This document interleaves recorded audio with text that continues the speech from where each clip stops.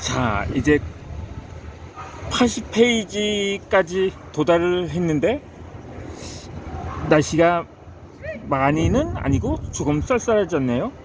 아니, 원래 여기가 햇빛이 들었는데 오늘 왠지 그늘이 져서 좀 더 쌀쌀하네요. 그럼에도 불구하고 어김없이 지난번 영상에 이어서 본문을 읽어드리도록 하겠습니다.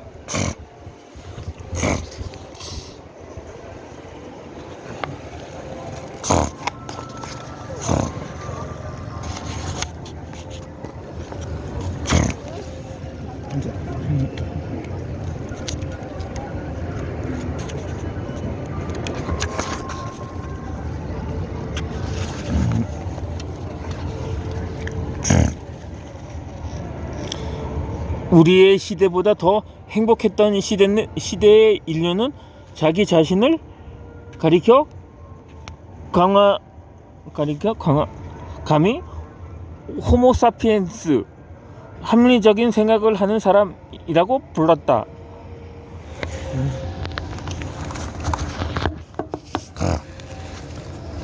하지만 세월이 흐르면서 우리 인류는 합리주의와 순수 낙관론을 숭상했던 18세기 사람들의 주장과는 다르게 그리 합리적인 존재가 아니라는 게 밝혀졌고, 그리하여 현대인들은 인류를 호모 파베르라고 부르기 시작했다. 비록 인류를 자칭하는 용어로서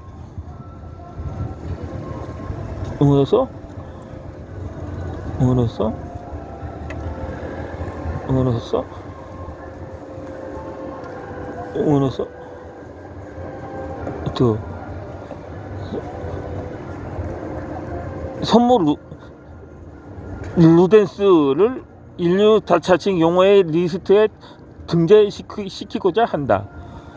요한 하위징하 호모 루덴스 중에서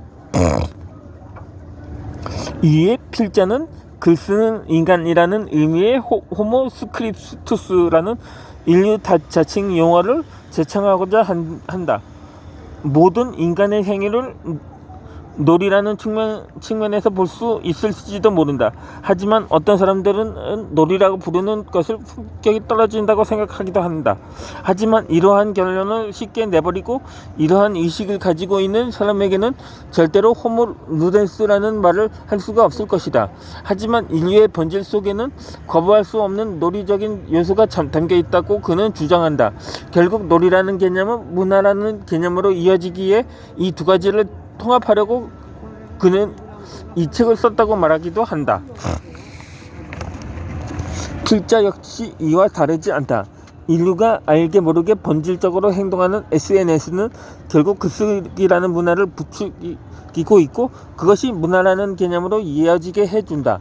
그래서 문화 속에 글쓰기라는 인간만이 할 수 있는 고유한 행동 요소와 영향이 무용이나 노래, 연극, 스포츠 등과 같은 것들보다 점점 더 큰 비중을 차지하고 있다는 사실에 주목했다. 한마디로 글쓰기는 이제 인류가 절대로 타인에 의해 금지되거나 자율적으로 스스로 멈출 수 없는 하나의 시대적인 행동이 되었다. 과거에 인류가 두 발로 진입하는 것이 더 이상 멈추거나 금지할 수 없는 인간의 중요한 행동이 된 것처럼 이제는 글쓰기가 인류에게 가장 중요하고 가장 필요한 행동이 되어가고 있는 것이다. 바로 이러한 이유에서 필자는 지금 이 시대와 가까운 미래의 인류를 자칭하는 용어로 호모 스크립투스, 즉 글쓰는 인간이라는 명칭을 인류 지칭 용어의 리스트에 등재시키고자 하는 것이다. 그래서 이 책은 또한 과학적인 접근 방식을 통해 글쓰는 인류에 대한 책이 아니라 인류의 삶과 모습과 현상들을 토대로 한 문화적인 접근 방식을 취하는 인류학의 성격이 강한 책이라고 할 수 있다.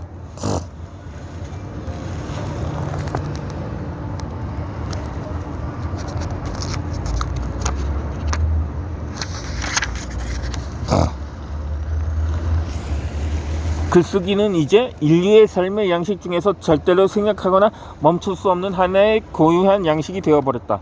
생각해보라. 과거 호모 에렉투스나 호모 하빌리스가 노트북이나 컴퓨터 혹은 스마트폰을 통해 블로그나 트위터, 페이스북에 글을 타이핑해서 올리는 일제의 행동들을 절대로 상상할 수도 없는 행동들이다.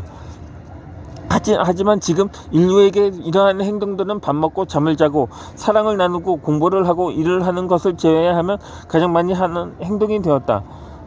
뿐만 아니라 글을 쓰는 행동은 자기 자신을 표현하는 행동, 자신의 일을 알리는 행동, 자신의 인지도를 과시하는 행동, 타인과 소통하고 살아가는 행동으로 이어지게 되었다. 결과적으로 글쓰기는 결국 인간의 모든 행동과 이어지게 되는 것이다. 대통령은 글쓰기를 통해 국민들에게 발표할 자신의 생각들을 정리하고 만든다. 기업의 리더나 조직의 수장들은 글쓰기를 통해 자신의 생각을 조직원들에게 알린다. 교사들과 학생도 일반인들도 글쓰기를 통해 자신의 생각을 표현하고 자신의 인생과 삶과 일상을 표현한다. 그렇기 때문에 이제 글쓰기는 삶의 수단이 되었고 삶 그 자체가 되었다.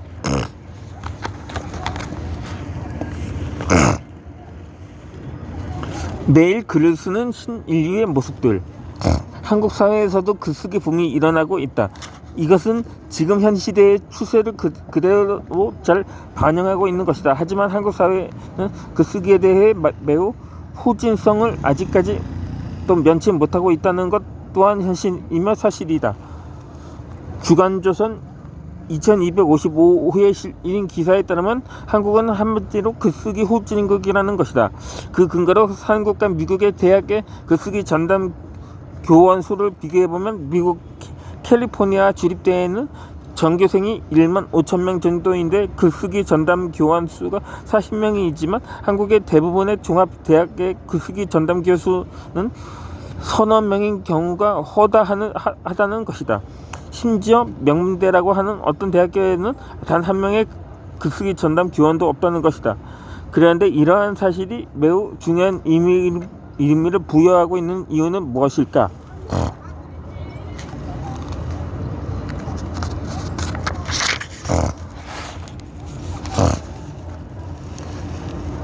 디지털 시대에는 글쓰기가 매우 중요한 능력이 되기 때문이다. 아울러 글쓰기를 해야 할 기회가 과거에 비해서 훨씬 더 많아지기 때문이다. 인터넷 발달, SNS의 열풍, 스마트폰의 대중화 등을 통해 인류의 생활 환경이 급격하게 변하고 있다. 특히 페이스북, 블로그와 같은 1인 미디어에 참여하는 사람들이 급격하게 늘어나면서 누구나 매일 글을 쓸 기회를 스스로 만들어내고 있다. 블로그를 운영하기 위해서 심지어 페이스북에서 활발한 참여를 하기 위해서 반드시 글을 써야 하기 때문이다. 한마디로 인류는 글을 쓸 기회를 지금 이 시대만큼 많이 부여받고 스스로 부여한 시대는 없었던 것이다. 한마디로 과거 중세에서 현대로 오면서 글읽기가 폭발적인 가치를 가졌던 것처럼 이제부터 글쓰기가 폭발적인 가치를 가지게 될 것이기 때문이다. 과거에는 전업 작가들이 글을 매일 썼고 더 잘 쓰기 위해 부단한 노력을 하고 글쓰기에 관심을 가졌지만 이제는 평범한 사람들도 매일 글을 쓰고 더 잘 쓰기 위해 노력하게 되고 그 결과 자연스럽게 글쓰기에 큰 관심을 가지게 될 것이다. 일반인들의 이러한 관심과 글쓰기에 대한 노력은 과거에는 전업 작가들만이 하는 정도의 버금가는 것이 될 정도로 이제는 일반인들이, 즉 작가라는 직업이 본업이 아닌 사람들의 과거의 작가들만큼 매일 글을 쓰고 글쓰기에 대한 책을 읽고 글쓰기에 관심을 가지는 그런 시대이다. 인류 최초의 트윗이 2006년 3월 22일에 시작된 이후 6년 후인 2015년에는 5억 명의 사람들이 하루에 1억 개 이상의 짧은 글, 트윗을 웹상에 쏟아내고 있다. 페이스북에는 10억 명의 사람들이 참여하고 있다. 신인류에게 글쓰기는 이제 삶의 하나의 양식이며 존재의 반복이며 자신을 알리고 자신을 살아가고 자신의 의미와 가치를 추구하고 삶의 재미와 기쁨을 얻고 소통하고 나누는 최고의 방법이 되어가고 있다는 사실을 아무도 부인할 수 없게 되었다.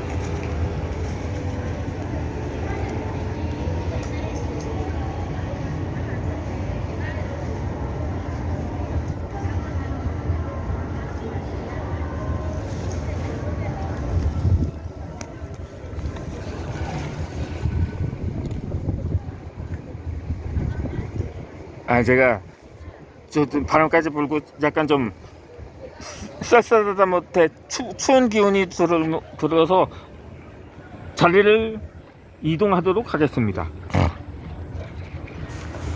자리를 좀 이동하도록 하겠습니다. 조금 여기는 또 그늘지고 좀 조금 바람이 불어서 조금 추운 기운이 들어서 여기 좀 사람이 있지만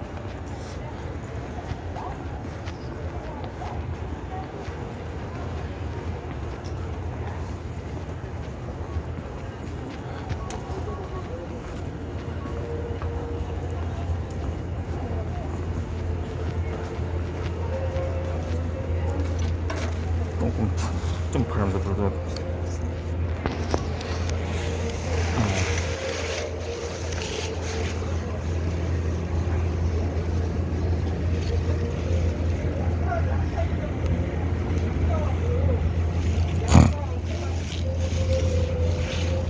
자리를 이동했으므로 나머지 본문은 이어서 읽어드리겠습니다.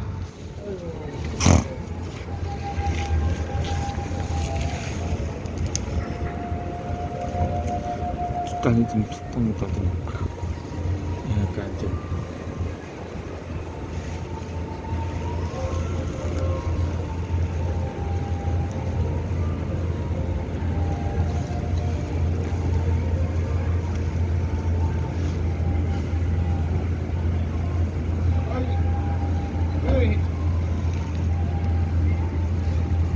창균이 형, 저 북부에 있는데요. 네, 북부에 대신 영상이 너무 희미하게 보이지만 사실상 업로드하면은 그나마 나올 것이라고 봅니다. 자, 대신 좀 희미하게 대신에 좀